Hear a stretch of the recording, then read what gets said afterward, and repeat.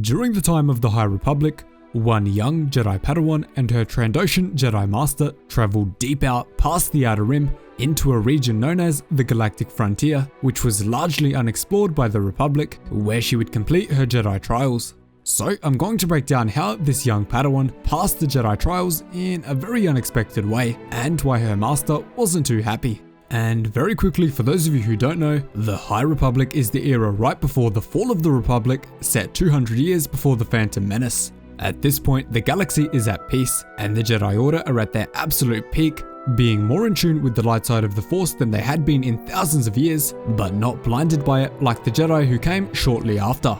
So the story begins on the colourful jungle world of Shuridan, deep in the Galactic Frontier region of the galaxy. This region was way out past even the Outer Rim and the Expansion region, only now easily accessible because of the creation of a space station known as Starlight Beacon by the Jedi Order. On the surface of the planet, one young Jedi Padawan is training with her master, preparing for his incoming attacks. As she is trying to focus, however, she is being annoyed by a tiny little creature of the Jimpi species who is asking countless questions about the Jedi Order, her lightsaber, and many other things. In the young Jedi's mind, she has to call on the Force to tell herself that all is calm and all is well. Her connection to the Force is the only thing stopping her from screaming at the top of her lungs and losing control. The annoying little creature then asks her, "What are you doing? Why have you got your eyes closed?" And the Jedi finally gives in, telling the wrinkly blue creature that she needs to concentrate. In return, he asks her, "Why? Are you doing magic? I would like to see some magic." This of course deeply annoys the young Jedi, but she draws her blade and focuses on her master, who will soon be approaching, so that they can spar. While she waits, she asks the creature what his name is. He tells her that it is Khanri, and she responds by telling him that her name is Keeve Trennis, Padawan of the Jedi Order. Keeve Trennis then orders the tiny being to leave the area immediately, and he refuses to listen, asking why in 10 different ways. The reason he needs to leave is because Keeve's ferocious Trandoshan Master ignites his blue lightsaber before swinging at his Padawan to test her. Trennis is easily able to block her master's attack, and the little creature is terrified at the massive monster. Keeve Trennis is happy with her block, but her master questions her, asking if she is sure that was the right move, and adding that it looked like she was distracted. The massive Trandoshan Master then asks his apprentice, "Just what are they teaching in the temples these days?" To which she responds, "I don't know, maybe you should ask my master," before savagely pushing him through a tree. After their sparring match finishes, Keeve asks her master how she did, and he gives her some small pointers for the next spar, before she apologizes for putting him through the tree. Her master knows, however, that she is not sorry for this, and is just frustrated that they are stuck all the way out in the Galactic Frontier instead of preparing for her Jedi trials. She also adds that her master should be recovering after brutally losing his arm against the Nile not too long ago. Keeve then continues blasting her master, believing that she is not ready for the trial, and even swearing at him. Her master, however, very quickly cuts her off and tells her that if she wants to be knighted, she needs to number 1, watch her language, and number 2, that the only reason they are out in the Galactic Frontier is to complete her trials. To begin the trials, Keeve's master takes her to an ancient rock formation known as the Needles, which have stood tall for thousands of years. Many Jedi before her have tried to climb them, and many have failed. At the top, her master has placed a pendant from the planet Tython on one of its peaks. Tython is of course a very important location to the Jedi Order, so if you want to know more about that, make sure you check out the pinned comment down below. To complete the trial, she must choose a needle and recover the pendant without falling, and must not give up until it is in her grasp. Keeve is very worried by how tall the rocky needles are, and in response, her master asks her if she is scared. To which she replies with an ancient Jedi line that there is no fear, only certainty. Her master tells her not to rely on ancient Jedi lore more than her instincts, but she very quickly sets off on her trial. The young Jedi climbs the towering needles, and once again she is annoyed by the tiny flying creature from earlier, getting teased about not being able to fly. Unfortunately, moments later, the rock she is climbing on shatters, sending Keeve Trennis flying towards the ground in an instant. Luckily, she is able to grab her lightsaber while in freefall, before igniting one half of its green blade and planting it in the rock to hold her up.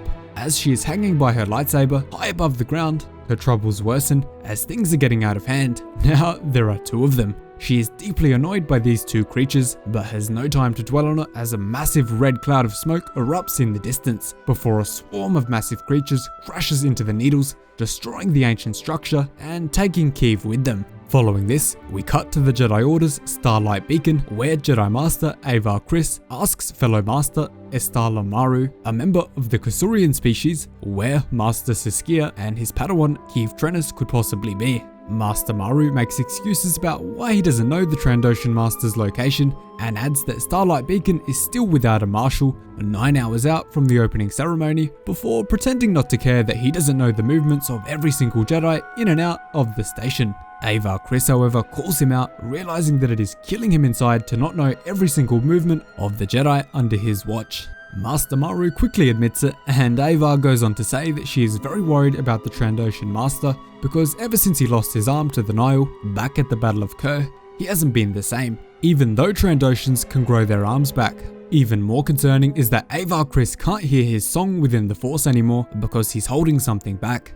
And if you've read Light of the Jedi, the book that begins the High Republic timeline, you'll know that Avar Kriss has a very unique Force ability, which allows her to link other light side Force users' minds together through the Force, even over large distances. She also often describes the Force as singing to her. Following this, we finally get to see the little green master that we've all been waiting for, Grandmaster Yoda. At this time, however, he isn't the only Grandmaster of the Order, and instead serves as co-Grandmaster with another man named Master Vatar. The two are discussing a meeting with Chancellor Lina So about Bacta manufacturing, and then about the relief effort after the Great Disaster, which badly impacted the Hetzel system. The Great Disaster basically sent pieces of a transport ship that was ripped out of hyperspace, flying at near light speed towards the Hetzel system, causing massive panic and evacuation on all of its worlds. Avar Kriss and the others then ask Master Yoda if he is finally returning to the Council after working on the Starhopper project, but he is not just yet.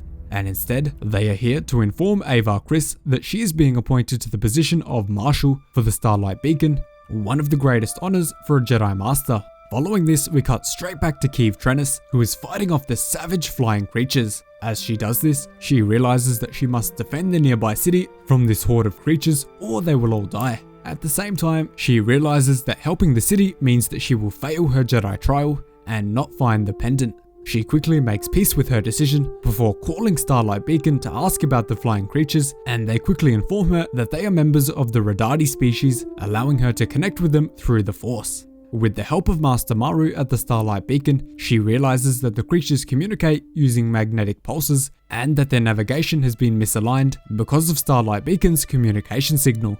Because of this, she steals her master's Vector-class Jedi Starfighter and uses it to lure the foul creatures away using a magnetic pulse, before leaping out of the vessel in midair without even a thought for the ship. Her master is shocked that Keeve just left the ship on autopilot in midair, giving them no way to leave the planet. Eventually, however, he arranges alternate transportation, and the master and apprentice arrive at the glowing Starlight Beacon.